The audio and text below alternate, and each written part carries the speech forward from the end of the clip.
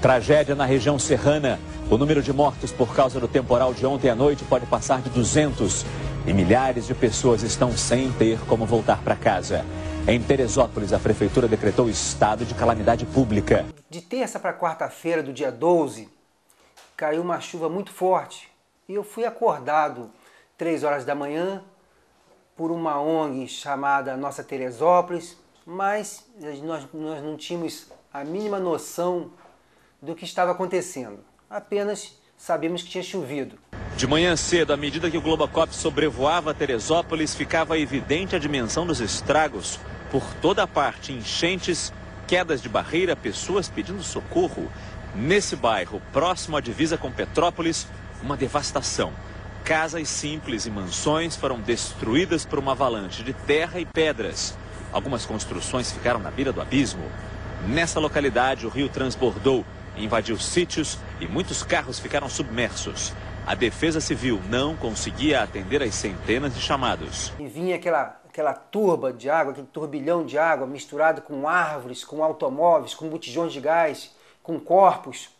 Tudo isso vinha trazendo aquele mundo de catástrofe mesmo, de tristeza, né? Há um grupo de pessoas vindo ali, a gente acha que é mais um corpo que acabou de ser resgatado dessa parte alta do morro. Esse morro aqui desceu tudo, ó. Mais ou menos 10 casas, mais ou menos tem. Perdeu parentes aqui em cima? Perdeu a filha e o genro. O corpo não fechado ainda. Tem que dar força, né, rapaz? Esses momentos a gente só pode fazer isso, né? Nós chegamos lá quando amanheceu o dia, mas a população daquele local já vinha trabalhando e foi, assim, decisivo e essencial a participação da sociedade. Prédios inteiros e casas vieram ao chão.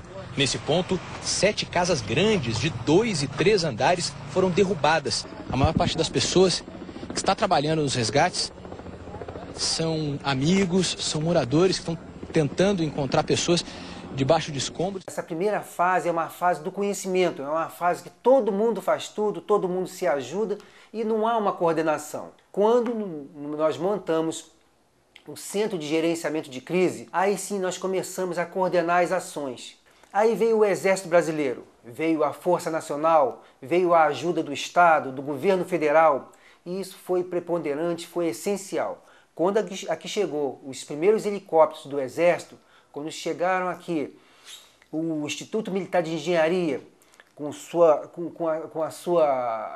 seu material, com as suas cartas, com seus mapas, aí foi fundamental. Áreas iguais a esta, que foram devastadas pela enchente e pelo deslizamento de terra, tiveram sua geografia modificada, dificultando a identificação de comunidades inteiras e até mesmo a localização de vítimas. Agora, o Exército faz um novo mapeamento dessas regiões para acelerar o trabalho das equipes de resgate. Este pequeno avião, com uma câmera fotográfica acoplada, é a ferramenta fundamental para esse trabalho.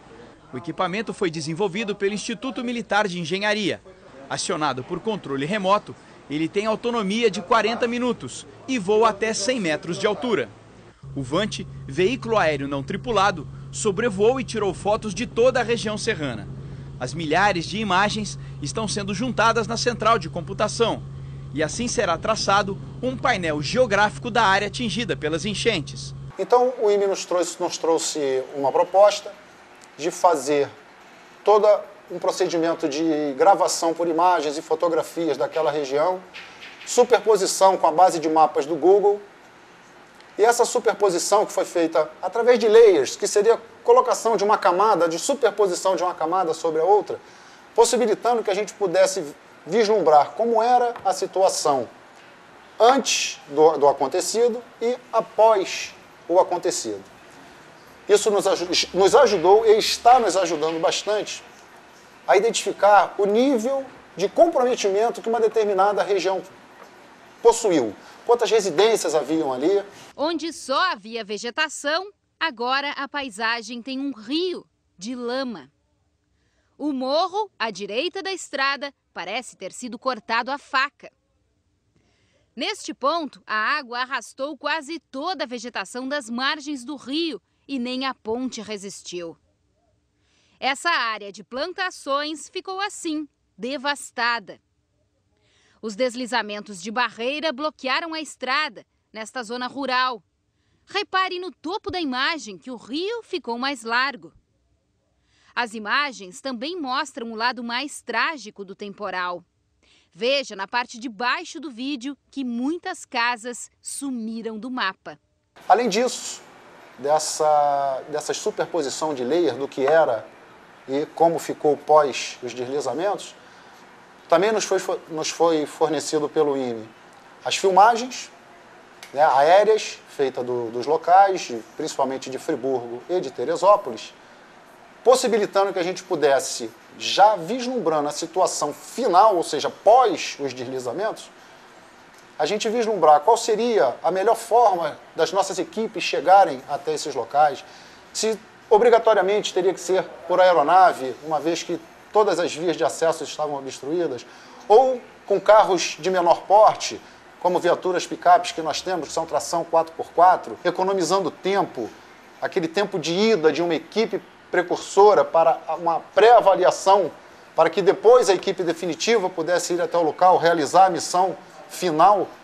Isso nos foi poupado naqueles pontos que nós tínhamos as imagens, porque nós vislumbrávamos exatamente como a situação estava e do que nós precisávamos para atuarmos naquele cenário. Tiramos mais de 4.000 fotografias do alto, filmamos, rios mudaram de curso, ruas viraram capas de lama, morros parecem que foram cortados com uma faca e aquela fatia desabando por cima de tudo que tiver na frente. No nosso voo nós não vimos coisas bonitas, vimos destruição, parece que explodiu uma bomba. Nos vales mais profundos, o trabalho foi feito com a ajuda deste aeromodelo equipado com 3 câmeras e GPS. O veículo aéreo não tripulado tem 3 metros de envergadura e foi desenvolvido pelos alunos do IME. E esse mapeamento é importante porque, na verdade, é mais uma informação, é, na verdade, mais um dado técnico que vai ser analisado pelos técnicos do Ministério Público, pela Defesa Civil Municipal, pelos órgãos públicos ligados a isso, e essa informação vai ser processada para definição de novas áreas de risco, para a garantia da segurança da população de Nova Friburgo. E em função disso tudo, o Ministério Público faz questão de agradecer a colaboração do IME nessa questão. A grande quantidade de água, a enxurrada, ela foi destruindo tudo que estava no caminho. É como se uma avalanche realmente tivesse atingido toda essa região. E é um cenário realmente de muita destruição. A gente só vê muita lama no caminho, casas destruídas. Vejam só a quantidade de entulho que ficou ali parada. A força da água foi tão grande que a gente não consegue nem entender como essas casas não foram arrastadas. E para o futuro, qual a importância desse trabalho? É também na fase de planejamento. Com esses dados, todos os pontos georreferenciados, nós podemos ali, além disso, dessas áreas atingidas, nós identificamos também pontos de captação de água, situações em que nós não podemos ir com nossas viaturas pesadas, vamos com a viatura leve, com a viatura com bombas, e usando esses pontos já georreferenciados nesse trabalho conjunto que nós fizemos, daí nós possamos também otimizar o nosso trabalho. Então fica aqui o nosso agradecimento, o nosso reconhecimento a toda a equipe do IME que aqui esteve conosco, tá? E isso servirá, como eu disse, para um planejamento futuro das nossas ações que nós precisamos e necessitamos implementar. A comparação entre o que era antes e como ficou vai ajudar os próximos passos das operações de resgate, da reconstrução das cidades e também indicar os locais que podem ou não serem ocupados de novo. Não construiríamos casas de novo onde o morro desabou.